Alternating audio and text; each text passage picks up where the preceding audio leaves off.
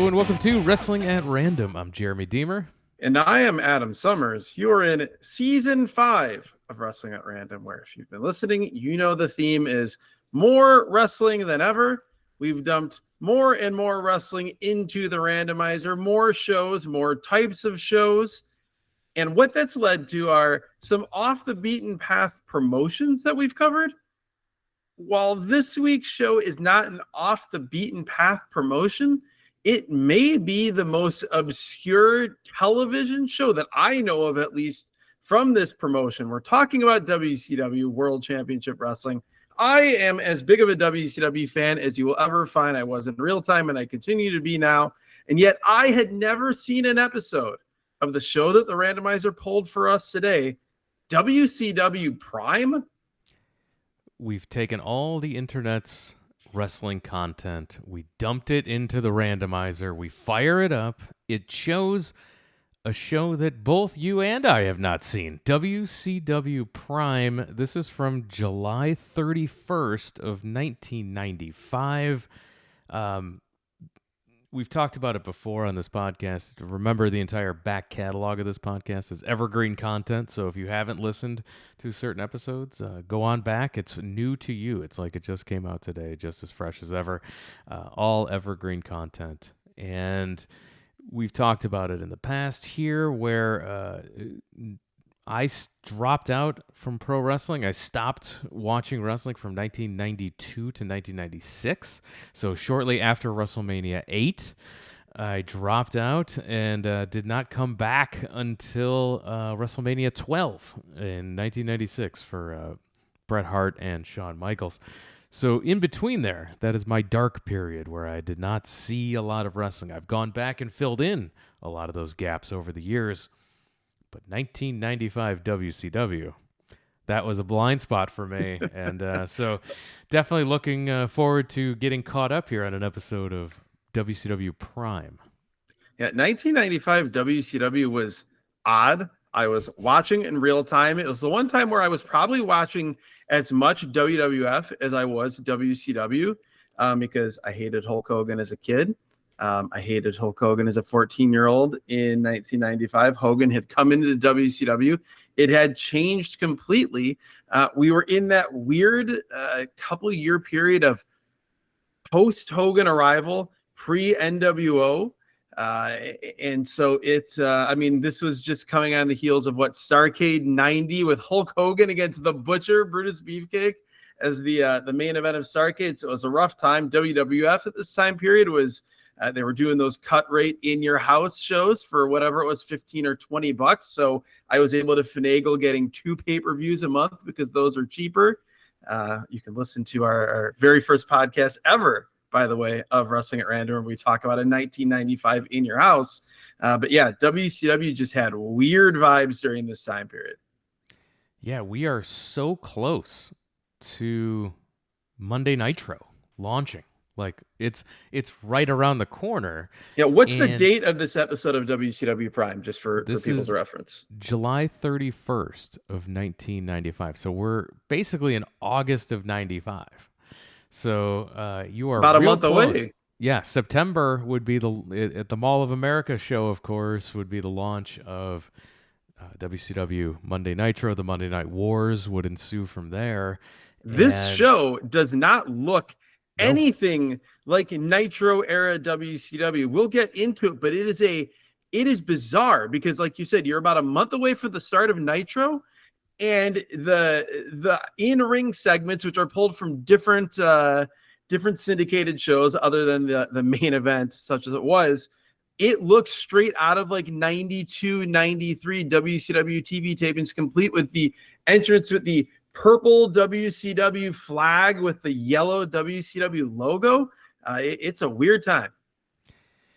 Yeah, this show is not a Nitro equivalent. It's not an A show. This is not a B show. It's not. So you had Saturday Night was still the A show at this point in time, right? WCW Saturday Night. You've got Worldwide happening. You've got the main event, on Sundays would often it was also the case they talk about here on this show when there'd be a Sunday pay-per-view, or here on this show they're previewing a Sunday Clash of the Champions. Main Event would be live as a pre-show leading into it. So Main Event was like a B plus A minus show. So here we are definitely in CD territory. 100%. This isn't even at the level of Worldwide or even Pro. No. All of which we've reviewed a Worldwide, we've reviewed a Pro, we've reviewed a Main Event. Those are all available in the back catalog of this podcast right now. And we are throwing a CD show into the back catalog starting today as we review WCW Prime. Our hosts are in studio as the show begins. It's Chris Cruz and Dusty Rhodes in studio. They run down all the folks we're going to see on this show. And I'm a big Chris Cruz fan. Like, I've heard Chris Cruz call a lot of matches, and I always think that he's a totally fine commentator. I think this might be the first time I've seen Chris Cruz, the person. Yeah. I remember seeing him. First time I think I remember seeing him on camera was alongside Mike Tenay for the AAA Worlds Collide pay-per-view. He was a curious choice to be on with Mike Tenay for that. We should just briefly mention what this WCW Prime show was. I could not find anything saying that it aired in Europe, but I'm pretty sure this show did air in some places in Europe, which will play into one guy we see on this show later. A repackaged version of it aired. But WCW Prime, it was a WCW TV show that aired on Prime Sports networks, which were regional sports networks like Prime Sports Midwest, Prime Sports Northwest, Prime Sports Rocky Mountain, Empire Sports Network in Western New York, all these different random regional sports networks that were tied together under the Prime Sports banner. We didn't get that here in Chicago. We had no Prime Sports regional sports network. So this was a real mystery.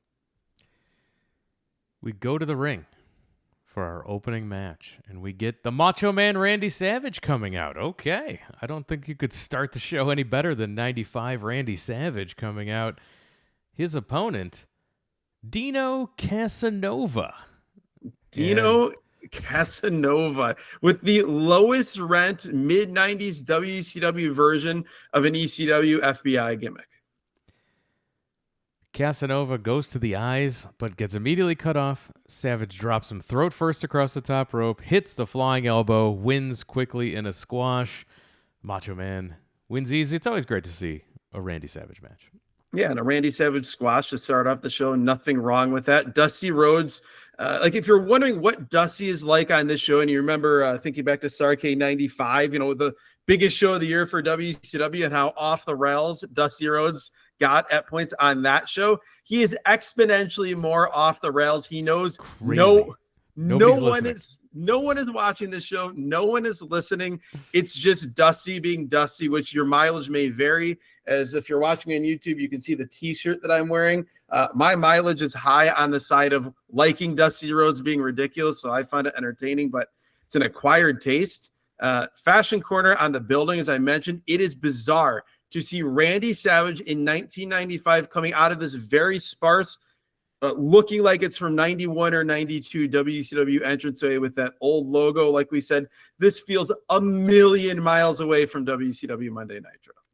I'm glad you mentioned the YouTube channel. You can see Adam's American Dream Dusty Rhodes shirt. You can see all of the video versions of this podcast. They're posted for free up at youtube.com. Search for Wrestling at Random Podcast. Give us a subscribe, a like there. It helps us work the algorithm so that other wrestling fans can find the show. So always love the support and the comments. We love interacting with the listeners and viewers over at our YouTube channel. So please support us there as well.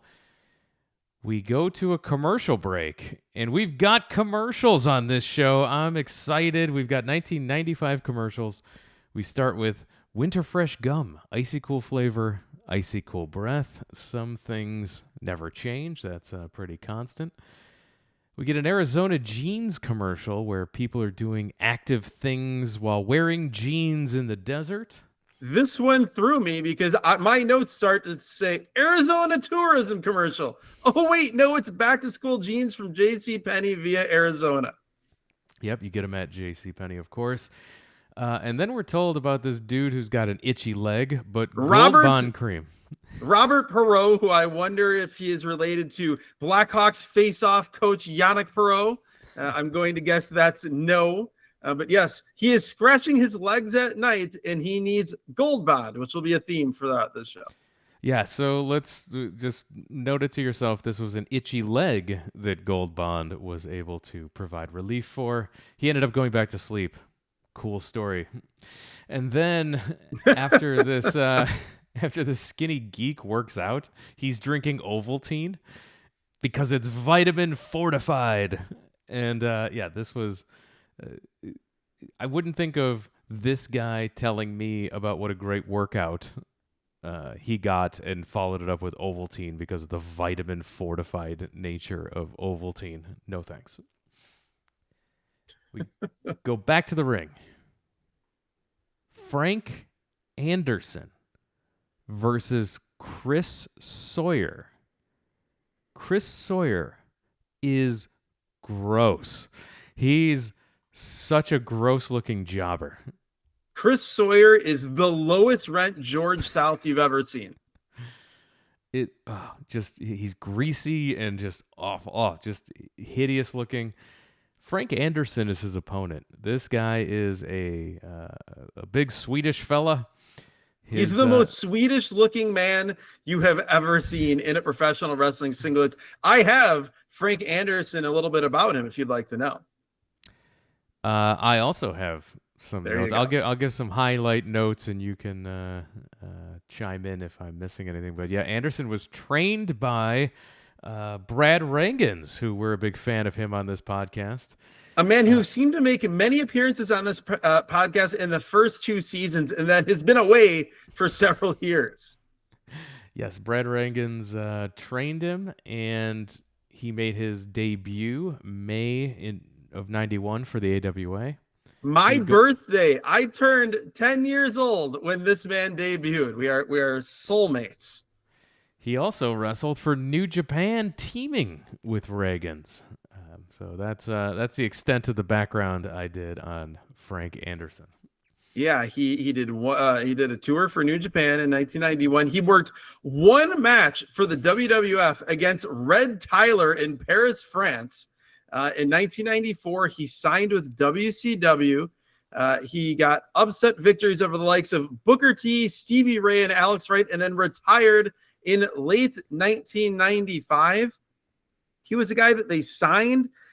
He really only appeared on shows that were going to be shown in Europe. They never really had any designs of pushing him in the States. But it was weird because he would show up on something like this, Prime, which would air both in Europe and the US. And yeah, he retired in 1995. Let me actually see. I've got his career stats up here when his last match was. Oh my God. This is Frank Anderson's final match. No, it isn't. WCW. He defeats Chris Sawyer. He did in 1995, he was 7-0, defeating the likes of Chris Sawyer, Buddy Valentine, Dave Milton, Rick Thames, Sonny Child, Adam Flash, and fake Manny Fernandez. Let's see if he had any, how 1994 went. A bunch of matches. He never lost in WCW. He was like 25-0, defeating, he beat, it was Harlem Heat when they were Kane and Cole rather than Booker T and Stevie Ray. Beat them a bunch of times. Beat Nasty Ned. But yeah, he retired in 1995. This was his last match until 2014, when he came back and did 2 matches in Sweden, one of which was teaming with Jim Duggan to defeat Anderson and Steinbolt. What a career. This was a squash for Frank Anderson. The highlight of this match for me was Dusty Rhodes on commentary saying that Frank Anderson's weakness is color coordination. Because he's got very 90s gear. Yeah. Yes, I don't know if we mentioned it earlier. Frank Anderson was in fact a bronze medalist in the 1984 Summer Olympics in the 90 kilogram division of amateur wrestling. So that's why they signed him and why they attempted to push him to, I guess, maybe make inroads in Europe, but it's WCW in the mid 90s, so nothing really went according to plan. We got takedowns by Anderson, a gut wrench suplex for a 2 count, a spin kick, and then he finished with a belly-to-belly overhead suplex, but he didn't release it. He just held on to it and got the pin. This was a strong finish. This was very much a Victor Zangief, Salman Hashimov type of belly-to-belly suplex. This looked great, which is amazing because he looked so bad for the rest of this match. He did a sit-out arm wringer, which is maybe the most ridiculous professional wrestling move I've ever seen. He was so odd and tentative. There's one point where they're just doing some wrestling, and then Sawyer stands there, Anderson stands there, time stops, and Anderson just meekly yells at Sawyer and then backs off, and they reset. Such an odd wrestler, such an odd thing that he was ever here. And he is a history note, though. He's a guy who wrestled in WCW on TV who never lost and yet never accomplished anything, never amounted to anything. Another weird choice are the musical sponsors of these commercials. You'd think that the target market for a lot of these wrestling shows are going to be your hair bands, your heavy metal hits of the thing. No, not here. This is Feel the Love, 40 passionate songs. Mad About You from Belinda Carlisle, We Belong from Pat Benatar, Keep on Loving You from REO Speedwagon. You can get all these hits. 3 cassettes or 3 CDs.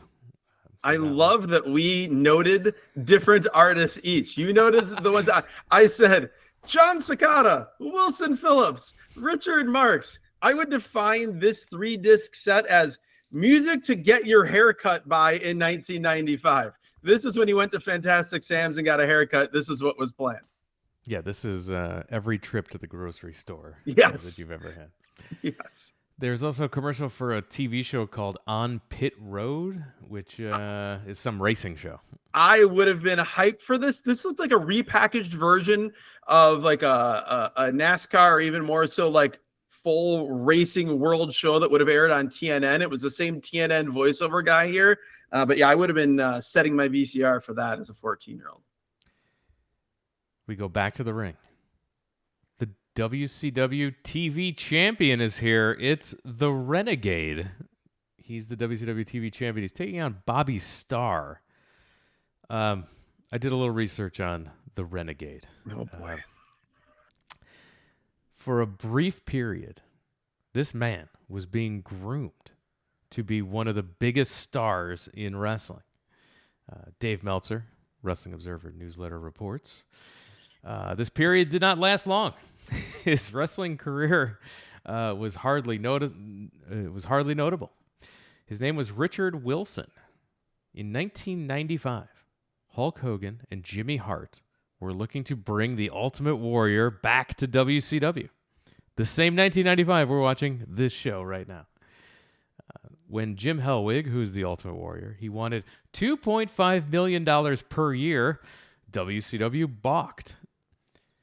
Wendell Weatherby, who was an independent promoter at the time. What else could a Wendell Weatherby be other than either a small town meteorologist or an independent wrestling promoter in 1995? I would imagine that if Harvey Whippleman had signed with WCW in 1995 and they had to give him a different name because of copyright reasons, it would have been Wendell Weatherby. Not only was he an independent promoter, but he also happened to be Jim Hellwig, the Ultimate Warrior's personal chauffeur during his WWF glory days. So he knew what was going on in these negotiations, and he suggested a lookalike in Richard Wilson to fill the spot. He was wrestling in the Boston area as Rio Lord of the Jungle, but was very inexperienced. You don't say. Didn't matter. He was brought in originally teased as being the Ultimate Warrior himself. And I can vouch for that. Watching these shows during that time period, they did everything they could to tell you this was the Ultimate Warrior coming into WCW without saying the Ultimate Warrior. It was so much more egregious than even them trying to tell you that the Giant was the son of Andre the Giant. Yeah, they apparently were doing video clips of him in the background, obscured by steam, while Hogan and Jimmy Hart did promos for a pay-per-view match against Vader. The idea that they were trying to portray was that the real Ultimate Warrior was returning at that year's uncensored pay-per-view in March of 1995 in Tupelo, Mississippi, to be in Hulk Hogan's corner for a strap match against Vader, who was going to have Ric Flair in his corner. Promo pieces with Wilson in the background, dressed to look like the Ultimate Warrior, were enough that the WWF threatened legal action to attempt to kill the entire angle. And this angle was being billed as the ultimate surprise. Yes, absolutely.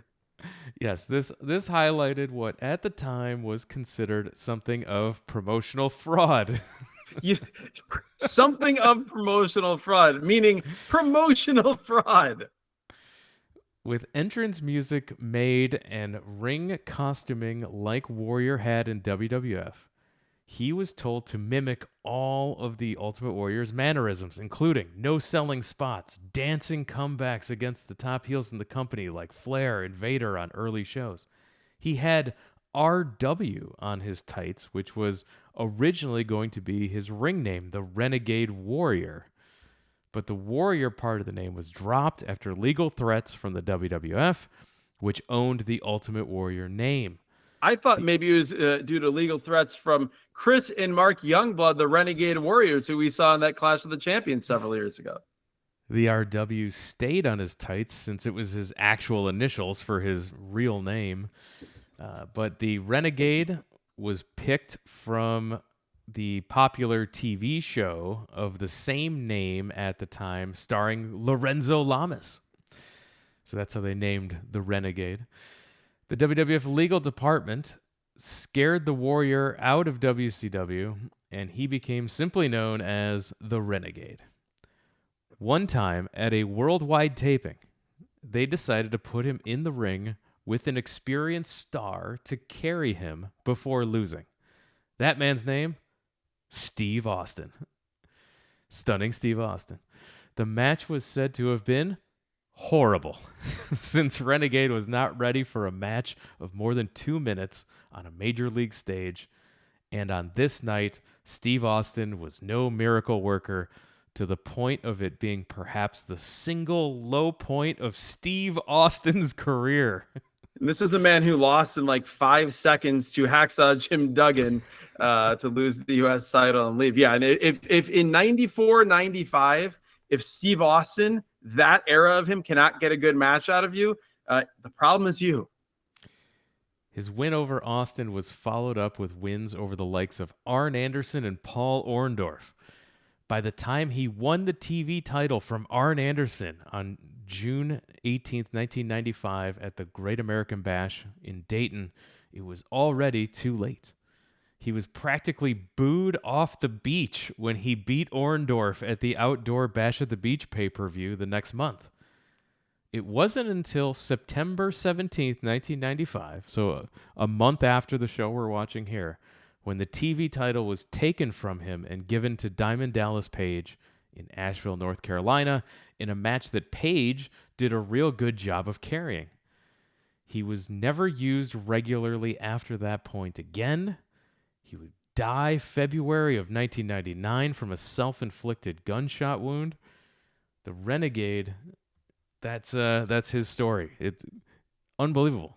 The weirdest thing, too, on top of all of that, was he would occasionally, he said he'd never be used regularly again, and that's true, but he would occasionally show up as basically a jobber on Nitro. There was a Nitro episode not all that long ago that we reviewed that he was there just as like a completely unceremonious, jobber plus that lost in a few minutes. That was very odd. He's the TV champion here, and he chases him around the ring when he comes out. He hits a couple clotheslines to Star. He tries a handspring elbow to the corner. The Great Muta, this man is not. But it's not as bad as you would expect from the Renegade, given how completely terrible he is at everything else. It is a passable handspring elbow. He hits a power slam, and then Renegade goes to the top rope, and he hits a splash off the top for the quick squash. Dusty Rhodes says, quote, "He nailed that redheaded kid." Hits the splash. He went a half a football league field. Thanks, Dusty. Dusty had some great lines earlier. Football was on his mind because earlier when Randy Savage, when they do the replay of Randy Savage hitting the hot shot on Dino Casanova, Dusty Rhodes said he bounced 150 yards and then said that Savage came off the top of the building with the elbow drop. So as we said, Dusty was just he was completely amusing himself here. Also, I was amused by the look of Bobby Starr, which could only be described as bootleg Jimmy Del Rey. That's a perfect description.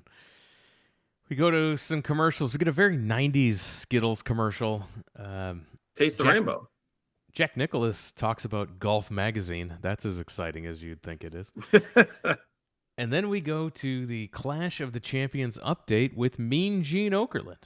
The Clash of the Champions is coming up the following Sunday, August 6th, from Daytona Beach. Here's the card for this Clash of the Champions. Ric Flair and Arn Anderson in a handicap match taking on Vader. Bunkhouse Buck and Dick Slater with Colonel Parker taking on Sister Sherry and Harlem Heat in a 6-person match. Mr. Wonderful Paul Orndorff challenges the Renegade for the TV title. And then this match, Ming and Kurosawa versus Sting and Road Warrior Hawk. Yes, Kurosawa was a young Manabu Nakanishi who was on excursion from New Japan, and they had done an angle, I believe, where Kurosawa had broken Hawk's arm.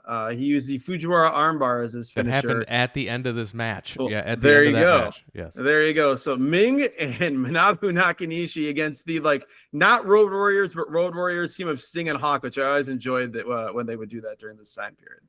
Because I went and looked to see if that match actually happened, and that's when I saw the angle you described. Dave Meltzer's review. One of the worst matches of the year, -2 stars. Oh, man. We should also just... Apparently they gave Nakanishi a martial arts gimmick, which he was not a martial artist whatsoever, so it was completely absurd. He was an Olympic-level amateur wrestler, so they gave him a martial artist gimmick because mid-90s WCW. And I say that again as someone who is in the tank for WCW as you could be. Just to round back to the main event of that Clash of the Champions, it is heel Ric Flair and Arn Anderson against babyface Vader, who, as we were going into the beginning of Nitro and Fall Brawl in 1995, Vader was going to be part of the babyface War Games team with Hogan, Sting, and Randy Savage, I believe. And then when Lex Luger came in, the surprise Lex Luger appearance at the first Nitro, the following week between that show and the second Nitro, Vader got into the fight backstage with Paul Orndorff and got fired. So Vader never actually appeared on Nitro, but this was the beginning of that Vader babyface buddies with Hogan thing that was so weird, and then it never actually happened. And apparently also on this show, WCW champion Hulk Hogan will answer the challenge of the Dungeon of Doom. It ended up being Hulk Hogan versus Kamala on that show. And we'll get more Dungeon of Doom coming up after this break. We have promotional consideration paid for by Judge Dredd and Slim Jim. We then get a Judge Dredd action figure commercial where I swear to God, it's Vince McMahon doing the voiceover for this Judge Dredd action figure commercial. It probably isn't, but whoever was doing it was 100% going for that voice. Yeah, Judge Dredd had an action figure line and a video game coming out all at the same time here. We go to a Dungeon of Doom vignette. Oh, where we God, I had blocked this completely out of my mind as a WCW fan. And then the second I saw this, all of this came flooding back, rushing back into my mind. How terrible what you're about to describe was, how they so obviously filmed it at Universal Studios or at MGM. Try your best to explain this. This is going to be hard. And what's even more egregious is this is on the C Show, which means they have shown this on every show. Oh, they're and proud. they did. They're proud of what this is. Not only have they shown this, this was hyped for weeks leading into this. We had shorter vignettes, if you recall, on, was it Slamboree 95? Yes. Where they had Kevin Sullivan out there, and then they had the voices of the Master, who was King Curtis Iakea. That was all leading to this moment. Oh, okay. Let's see. How do we do this? So, Chris Iakea, he's all looking spooky, and he's King Curtis Iakea. It would have been even worse if it was later WCW television champion Chris Iakea. Curtis Iakea with Kevin Sullivan. They're all Dungeon to Doom up, and in a cave. They're in this like very softly lit, like blue light cave. And they're looking at like in the wall of this cave, there is like a person. You can see like muscles cut out of a figure in the wall of the cave here. And all of a sudden, Hulk Hogan falls out of the rocks. And he stands up and he's screaming, "What is this place?" If you're wondering, by the way, is this the gift for this week's show? This is the gift for this week's show. It had to be. There was no other choice. There was no choice. The moment this happened, I pushed stop and I did the deal. It was like a falcon arrow. I did the deal.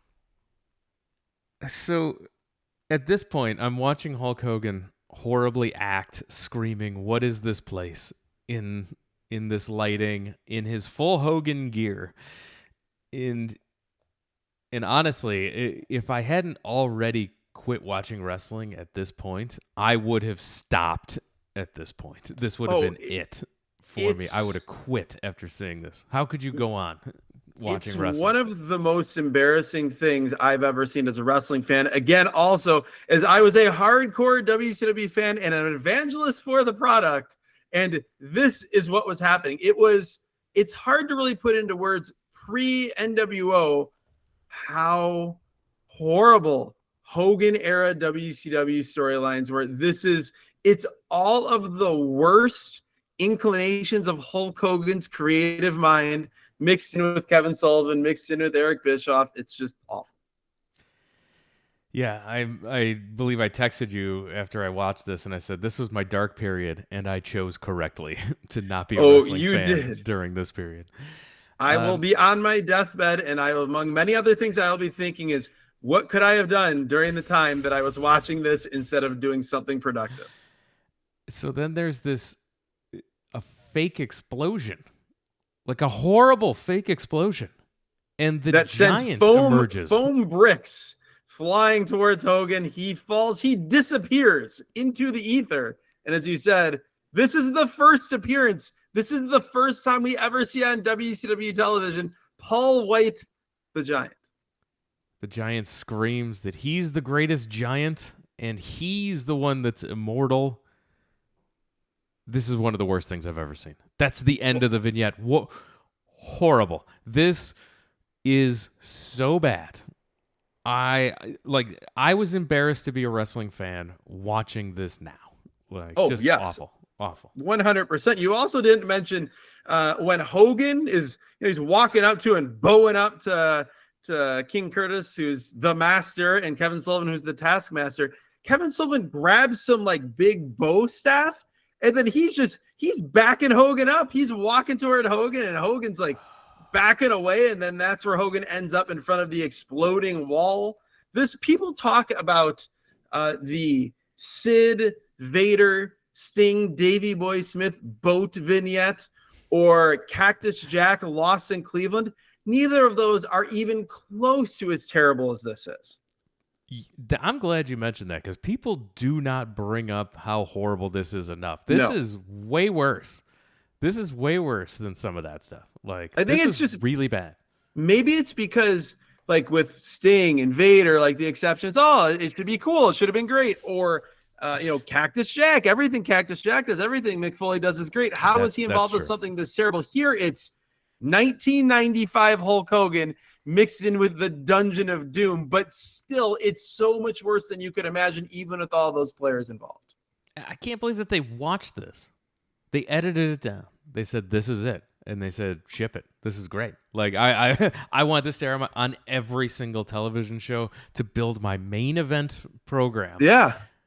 Unbelievable. Well, in this Hogan Dungeon of Doom storyline went on for like at least half a year. Like, this goes deep into 1995 Monday Nitro. Like, you would be forgiven. Well, it was happening in 94. If Starrcade 94 was the Brutus Beefcake. That's true. That was the beginning. It was the nascent period. Yeah, because you had also on that show the Shark, who we'll see momentarily, John Tenta, in I believe at least his big match WCW debut against Randy Savage. Those were the co-main events of Starrcade 94, bringing us into 1995. Thank God we get a palate cleanser. Arn Anderson and Ric Flair are with Mean Gene, and I needed this to bring me back to being a wrestling fan again. Ric Flair goes off, and he's just offended that Vader would want to face them 2-on-1. Couldn't agree more. Flair and Anderson, they were completely spouting the truth here. I loved it.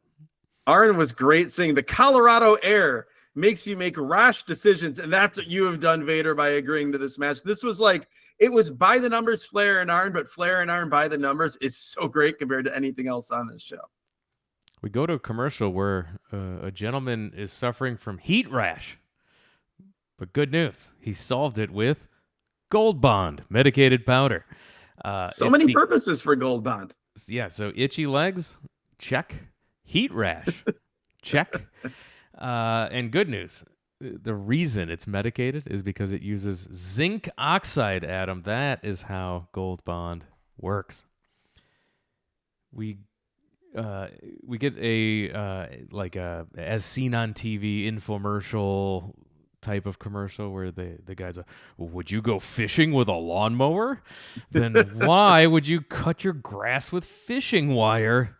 The Weed Terminator is an attachment for your gas trimmer that's what you need. So this was a commercial for the Weed Terminator. We go back to the ring where the Dungeon of Doom is coming out. It's the team of John Tenta as the Shark teaming with Kamala in full Kamala experience. And they're accompanied by the Taskmaster, Kevin Sullivan. Stealthily become a Kamala podcast. Like, Brad Rangan's out, Kamala in. Their opponents, Terry Morgan and Tom Torres. These guys are such geeks. It's delightful. The jobbers on this show are pathetic, which makes me very, very happy. As the Dungeon of Doom tag team enters, Dusty says that not combined weight, but each man weighs 900 pounds. He then starts singing a song, like an entire song, some old country song. I don't know what it is. Dusty's just singing this over the commentary. I noticed that Shark is wearing a shark tooth necklace. I just feel so bad for John Tenta. He was awesome. He was a great professional wrestler with a great legitimate athletic background, and his entire career was in terrible gimmicks, never being allowed to reach his full potential. Earthquake was a totally fine, like, he had a good run. He got his run with Hogan and everything. He got a natural disaster. He got a pretty long run for WWF, like heel gets fed to Hogan kind of thing. He had a pretty long run after that. He did pretty well, but man, in WCW, this Shark thing is just so weird. Like, what a weird gimmick. Like, why? He was great. He was really good. He was always like a cool wrestler because he was so big and so agile, and he could do a lot of things athletically for just a giant fat guy. But like, here he's still gigantic, but he's just called the Shark, and like it's so weird.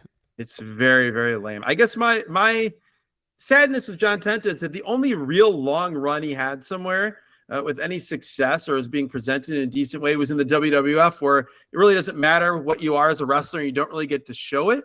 Like John Tenta was a Bam Bam Bigelow, Vader level talent as a big man in that era, but he never got a run. He started his career in All Japan, but he never really got that sort of run in Japan or didn't get a WCW run like he would have wanted. Like John Tenta, if he had come in as just John Tenta or some other less ridiculous gimmick in pre-Hogan WCW, running roughshod with Vader or against Vader would have been awesome. Yeah. Didn't he show up in that horrible Piper segment, which was like the worst segment in Nitro history? He was the one actual trained wrestler in that segment. And he was the only guy that kind of got over in that never-ending segment during his little sparring session with Roddy Piper, because he was a star. People hadn't seen him before.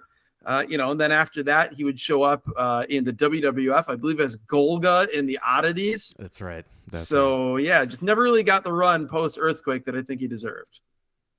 Torres tried a clothesline. It had no effect. Kamala's doing chokes and strikes. Torres gets rammed head first into the chest of the Shark. I like that move. Yes. And I'm watching this squash. It's kind of boring. It's just very punch kicky. And Dusty Rhodes is cracking me up, though, because he's can't stop talking about how fat Kamala is. Dusty Rhodes is talking about how fat Kamala is. Yeah, I believe he had both a pot and a kettle with him in the broadcast booth. Shark hits a big, like Randy Savage, Giant Baba style neck breaker drop clothesline that gets the win. My takeaway called the Shark Attack. Yeah. The Shark Attack, very creative. These guys together, granted, not necessarily the Shark gimmick, but John Tenta doing some sort of gimmick and Kamala being Kamala in the mid 80s as a territory tag team would have been awesome. Like, I'm imagining this tag team in world class in the mid 80s going after the Von Erichs, and it would have been great. But here it's 1995 and it's just not working. What else isn't working for me? No Northern exposure here from John Tenta. He's the guy who made it famous with the Earthquake, and I didn't get it here. I got a Shark Attack instead. Not cool. Why do you have John Tenta on your roster if he's not doing that? Particularly, you could do some cool thing where like Kamala hits the Kamala splash, and like as he's hitting that Earthquake, Tenta's bouncing off the ropes and he hits it. A little bit of a power and glory type of deal there. And no, we didn't get that. McDonald's is giving away a trip to the '96 Olympics, and with the most ridiculous commercial you've ever seen. This like middle-aged guy is just flipping through the air. Like, what is it? What is this? Solo Flex is selling machines too. They're selling machines. It feels more like they're selling sex, though. Yeah, that's correct. Two versions of this commercial. One with a man, one with a woman, and it's this very suggestive, breathy voice saying, you don't have to be 19 to have a body like this. You don't have to be narcissistic or shallow. All you need is $39 a month in 1995 for Solo Flex. Robert Parker is with Bunkhouse Buck and Dirty Dick Slater. These are your World Tag Team Champions, but they come out with no belts because we've taped things out of order here in WCW. Yes, just be thankful this isn't one of the MGM Studios or Universal tapings. But yeah, no belts because you can't spoil stuff, I guess. The intro is basically Buck and Slater and Colonel Parker coming out to the ring while Dusty makes fun of Chris Cruz for not being invited to the Buck Snort party. Their opponents are the Nasty Boys, and they came out to their awful Nasty Boys theme song. I've already played it on this podcast. Does not need to be played again. I believe that go back to that Slamboree 95, yes, and you will hear in full force the awful Nasty Boys theme song. It's all nasties early, and then we go to a commercial where a dude is talking about fishing with his grandpa. It's a commercial for Field and Stream magazine. There's a show about Trans Am racing. Yes, SCCA, Trans Am Racing. So Prime Sports Networks, again, I think they were very closely tied into or had access to all of the TNN like shoulder programming for motorsports, not the actual races, but all the programming about it. Dusty was on fire in the opening part of this match, talking about filibustering, talking about clubbering in the corner, four-fisted. Always love Dusty saying that. Also, Fashion Corner, I don't think anyone would have had on their bingo card, on their list of what type of shirt would Dick Slater wear. Yes, it was a cutoff shirt. It had no sleeves. That is not surprising. This shirt had 3 howling wolves in the forest on the shirt. This is quite the look for Dirty Dick Slater. This match is boring. I was bored out of my mind watching this match. This was terrible. The tag team division, the tag team title scene in World Championship Wrestling at this point in 1995 was the tag team champions, Dirty Dick Slater and Bunkhouse Buck. Here also, we see their opponents, the Nasty Boys. Harlem Heat were in the mix, as were the Blue Bloods, Lord Steven Regal, and Bobby Eaton. Out of all those teams, those 4 teams, the only one to not hold the tag team titles were Regal and Eaton. What are we doing? Oh yeah, this is not good. They Knobs teased the tag a few times, but kept getting cut off. Slater tries a sunset flip, but Knobs drops down, and we get a Northern Exposure in this match, but not in the match that had John Tenta in it. Who would have thought Brian Knobs would bring us the Northern Exposure and not the Earthquake? We get a hot tag to Sags. Stinger splash in the corner from Knobs. He hits a power slam. That is very kind to Brian Knobs calling that a stinger splash. I would call that a running pity city. Sags comes off the top with an elbow drop. The ref counts 2, and Colonel Parker hits the ring with a cowboy boot for a lame DQ in a lame, boring match. I hated this. A calving boot, which called back to Dusty Rhodes earlier, mercilessly making fun of Chris Cruz for calling this bull rope a calving rope. It was some hazing, some trial by fire throughout this episode for one Chris Cruz. We get a Butterfinger commercial. We get 2 high schoolers fell in love because they both had 5-star gear from Mead. Well, they were clumsy. The theme of this was a beautiful girl was accident prone. She bumps into an accident prone young boy, and somehow their love is a commercial for 5-star school supplies. I don't get it. Yeah, if I see Mead school supplies, I'm not thinking 5-star gear. I'm thinking Trapper Keepers. That's my generation. I was just gonna say Trapper Keeper, or if you were a middle class to lower middle class family, you had to get the off-brand Trapper Keeper and hope the sleeve didn't rip. Yeah, Trapper Keepers forever.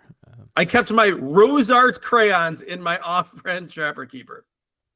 We get a commercial for Lost in Love. This has 36 soft rock hits, Adam. 36. Again, soft rock for your wrestling fans here. 36. So this was different than the one we saw earlier that had 40 hits from the likes of Richard Marks, John Cicada, etc. Yeah, this one comes, you can get 4 records, 2 CDs, or 2 cassettes. It's funny because this falls between modern times where vinyl has come back and the first vinyl explosion to the time where like nobody was getting records except for on things like this. Like I'm shocked they weren't shilling 45s while they were at it. We go to the Prime match of the week. Dusty is mooing, and I have no idea what he said, but it was great. I loved every bit of it. The whole thing was that the Prime match of the week was the one exclusive match for Prime. Everything else you'd see on this show was culled from, as we said, Pro, Worldwide, Saturday Night, Main Event, etc. Dusty, at the beginning of the run of WCW Prime, had made the decision himself that Prime meant prime cut, which meant beef, which meant he must moo whenever he says Prime leading into the match. It's just delightful Dusty Rhodes. The match is Big Bubba, the former Big Boss Man, Ray Traylor. Big Bubba is here to take on Mark Starr with 2 R's.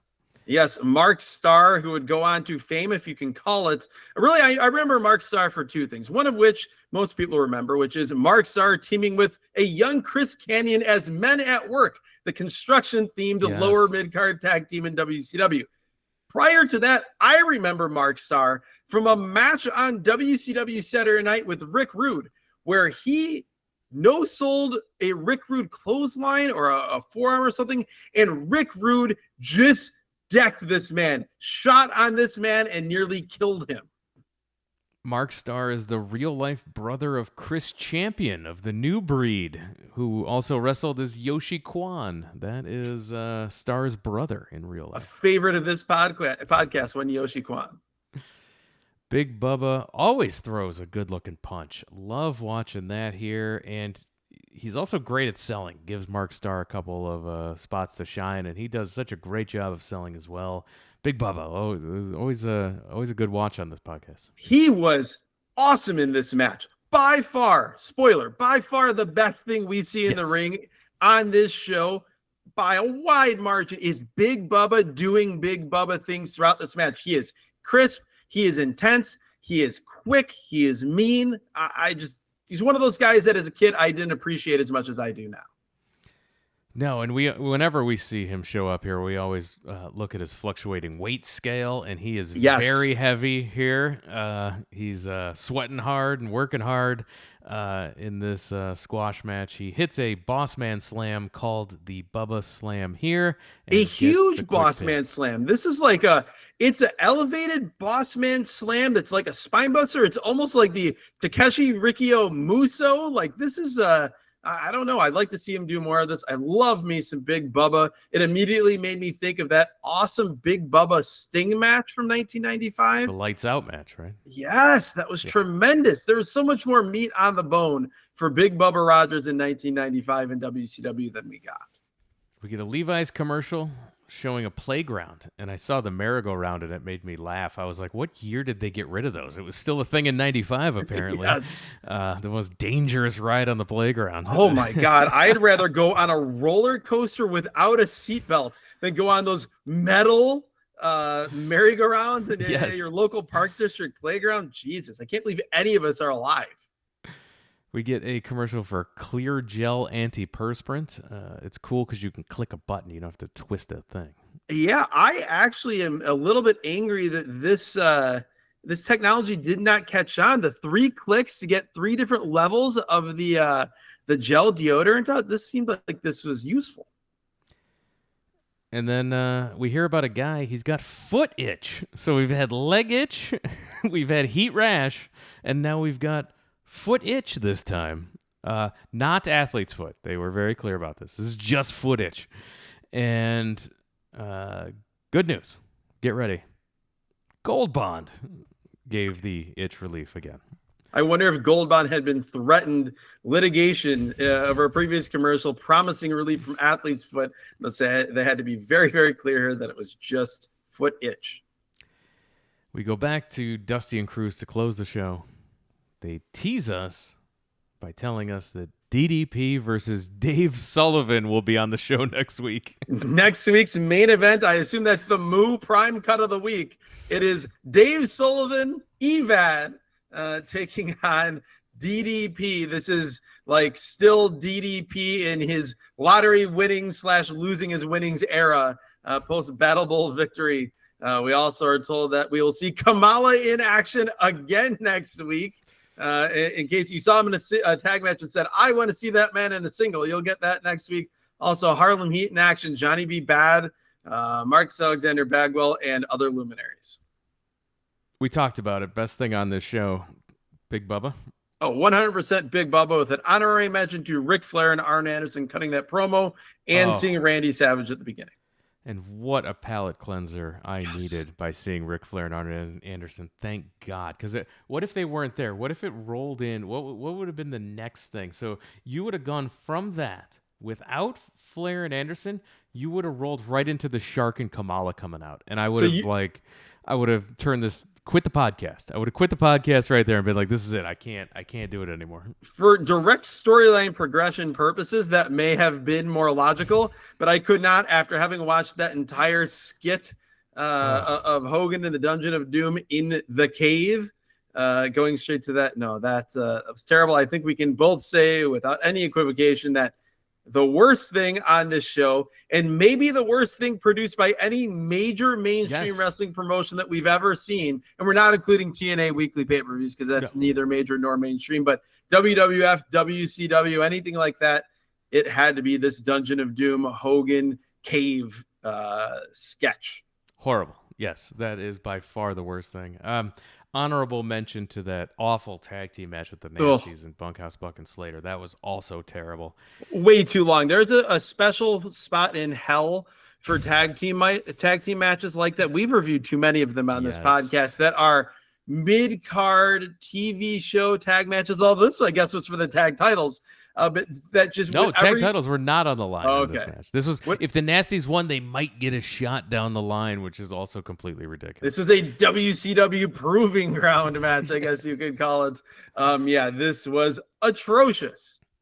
Well, but thank God, honorable mention for Dusty Rhodes and his tremendous performance. Dusty Rhodes carrying this show on his back. Honorable mention on the positive side, not on the negative side. No, on the positive side. Thank God. I couldn't have made it through this show if it was like Stagger Lee Marshall or somebody on here. If this was Chris Cruz and Lee Marshall or Chris Cruz and Larry Zbyszko guiding us through this. We needed Dusty. Dusty was all of us. He had to amuse himself to stay sane through this hour.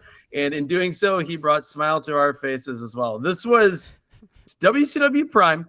I don't ever need to see another episode of this in my life, but I will say that at 42 years old as we record this, a lifelong WCW fan, the opportunity afforded to us by the randomizer to watch a WCW TV show, not an episode, but an actual TV show that we had never seen before. That is why we do this podcast. Absolutely. And if you want to find out what shows we're watching here every single week, we release that. You mentioned the GIF on social media. That's the best place to see all the fun stuff. At Wrestle at Random on X or Twitter, Threads, Blue Sky. We're on all the socials. Follow us at Wrestle at Random. You can also support the show via our Patreon, patreon.com/wrestling at random, where there we put out a bonus episode of this podcast, something completely different. You have not heard it. It's over in the bonus feed. We do it every single week over there. And so we'll tell you also on social media what show we're going to be reviewing, what just went up on the bonus feed usually.